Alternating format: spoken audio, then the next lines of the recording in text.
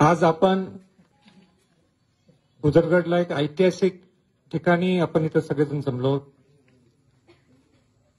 या पाडगावला इतकं महत्व आहे की त्याची तुलना अनेक महत्वाच्या ठिकाणी करू शकणार नाही आपण. अनेक ठिकाणी छत्रपती शिवाजी महाराज गेलेत, छत्रपती राजाराम महाराज गेलेत, छत्रपती ताराबाई राणी साहेब गेलेत आणि त्याच्यानंतर 200 वर्षांनंतर राजश्री छत्रपती शाहू महाराज पोहोचलेत. असे अनेक ठिकाणापैकी एक प्रमुख ठिकाण म्हणजे हे पाडगाव आहे. पाडगावचं महत्वच ज्यावेळी शिवाजी महाराजांना दक्षिण दिग्विजयच्या मोहिमेला जायचं होतं, शिवाजी महाराज इथे येतात,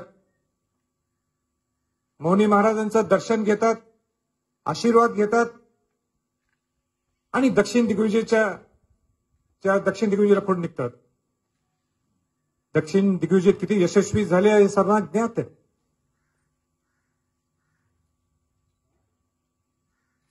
त्याच पाठोपाठ राजाराम महाराज असतील, संभाजी महाराज असतील, ताराबाई राणी साहेब असतील, या छत्रपती घराण्यातल्या लोकांनी नेहमी या मौनी महाराजांचा आशीर्वाद घेतलेला आहे. त्यानंतर राजश्री छत्रपती शाहू महाराजांनी तर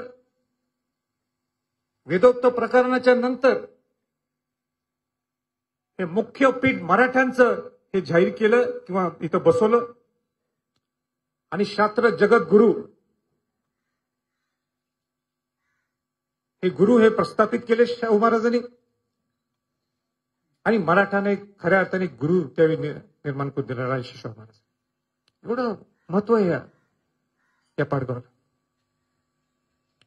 पण मौनी महाराजांनाच का आशीर्वाद घेतला शिवाजी महाराजांनी? राजश्री छत्रपती शाहू महाराजांनी इथंच मराठापीठ का इथं शास्त्रपीठ का तयार केलं? याचा हेतूच हा एक होता की मराठ्यांचं हे ठीक होतं, पण ह्या मौनी महाराजांचं दर्शन घेतल्यानंतर एक सामान्य माणूस सुद्धा एक संत होऊ शकतो. सगळ्या जातीतला, ज्याला 18 पगड जात 12 बलुतेदार म्हणतो आणि शाहू महाराजांच्या शब्दात बहुजन समाज म्हणतो, हे मौनी महाराजांच्या अध्यायामध्ये आपल्याला अनेकदा ते ज्ञानेश्वरींचे ते पालन करायचे त्या अध्यायामध्ये आपल्याला पाहायला मिळतोय. आणि म्हणून की मी एवढे दिवस इथं आशीर्वाद घ्यायला का आलो नाहीये, का आशीर्वाद घेतला नाहीये? शिवाजी महाराज येऊ शकतात दक्षिण दिग्विजयसाठी, छत्रपती ताराबाई राणी साहेब, राजश्री शाहू महाराज येऊ शकतात, संभाजी महाराज इथे येऊ शकतात. आणि म्हणून मला असं वाटलं की ही वेळ योग्यात आलेली आहे. ज्या मराठा समाज हा लढवया समाज असायची ओळख आहे, या समाजाची ओळख हा मोठा भाऊ म्हणून ओळख आहे, या समाजाची ओळख सगळ्यांना घेऊन जाणारा हा समाज आहे.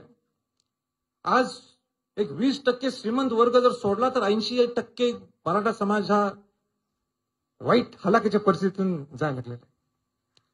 या समाजाला न्याय कोण देणार? मी नेहमी म्हणतो, मी नुसतं मराठ्यांचं नेतृत्व करत नाही, मी बहुजन समाजाचं नेतृत्व करतो. 18 पगड जात 12 बलुतेदारांना घेऊन जाण्याचा माझा स्वभाव आहे, माझं विजन आहे, माझ्या रक्तात ते आहे. आणि म्हणून मग आज मराठा समाजाला का बाजूला फेकलं गेलेलं आहे? आज सर्वोच्च न्यायालयाचा निकाल हा निकाल असतो, आपण तो मान्य करायला पाहिजे. पण आज मराठा समाज खचून गेलेला आहे, दुखी आहे, व्यथित आहे.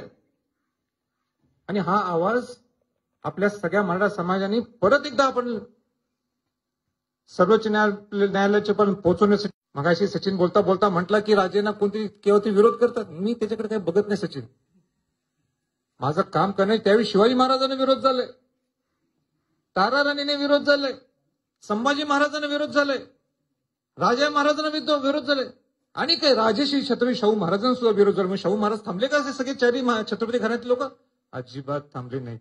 इतिहास तोच सांगतो, कोण काय बोलतोय मला महत्वाचं नाहीये, पण आपण काम करत राहणं, आपण समाजाचा सेवक होणं, आपण समाजाला पुढे घेऊन जायचं, एवढंच मला माहिती आहे.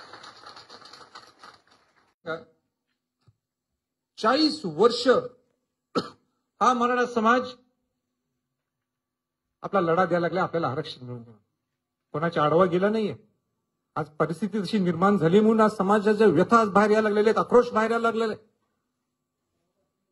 आणि म्हणून या 40 वर्षात अण्णासाहेब पाटील यांनी समाजासाठी बलिदान दिलं. काय गरज होती? सुखात होते ना, ते आमदार होते, सुखात होते, काय गरज होती त्यांनी बलिदान द्यायचं? 42 मुलांनी आत्महत्या केली. हे बलिदान व्यर्थ जाऊन द्यायचं काय आपण? मला कोणतरी म्हटलं की राजे, तुम्ही जे ईडब्ल्यूएस मध्ये आर्थिक दुर्बल घटकात 10% मध्ये अनेक लोकांचा विरोध आहे. चांगली गोष्ट आहे म्हटलं. संभाजीराजेंना कोणी विरोध करायचाच नाही असं कुठं आहे? पण ही संभाजीराजेंची भूमिका नाहीये. ही भूमिका सकल मराठा समाजाची भूमिका आहे.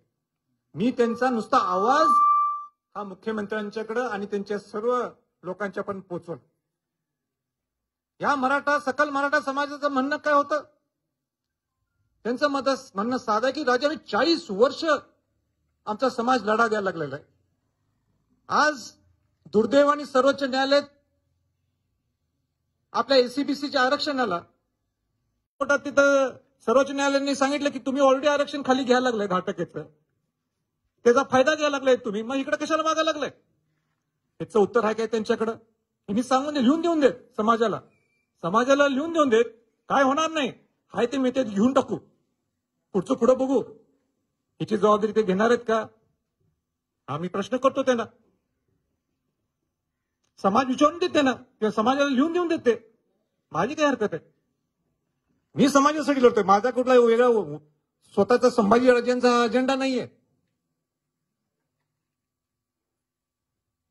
आणि म्हणून आपण जोमाने कसं लागायला पाहिजे त्याच्याकडं. आपली न्यायप्रविष्ट हा विषय असल्यामुळं वकिलांची फौज कशी उभा करायला पाहिजे ह्याच्याकडे लक्ष पाहिजे.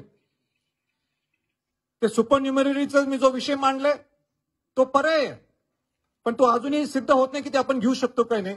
अलौकिक पद्धती तुम्हाला समजणार नाही, पण त्यात मी काय आता जास्त काही वेळ घालवत नाही. पण ज्या गोष्टी आता हातात सरकारच्या हातात आहे त्या सरकारने निर्णय घेणं गरजेचं आहे. उदाहरण, ह्याच्यावर कोण बोलत नाही.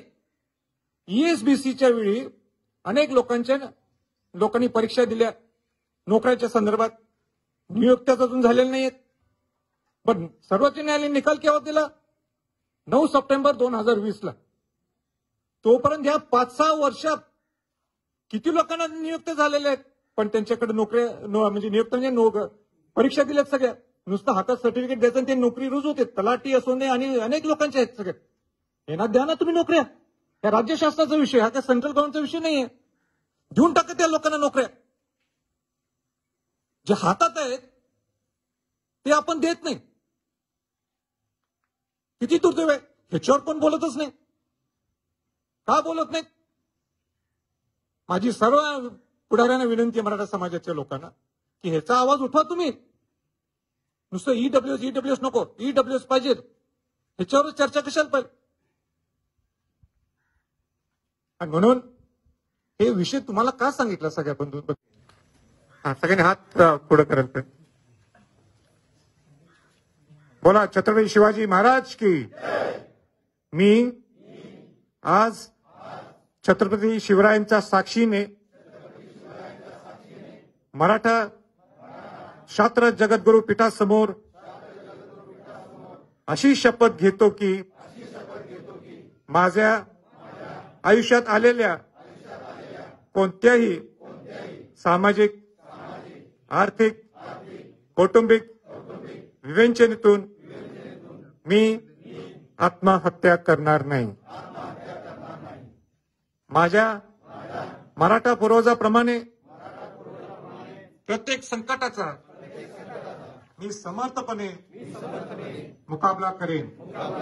यासाठी मी समाज बांधवांचे सहकार्य घ्यायला संकोच करणार नाही. एक मराठा, लाख मराठा. धन्यवाद.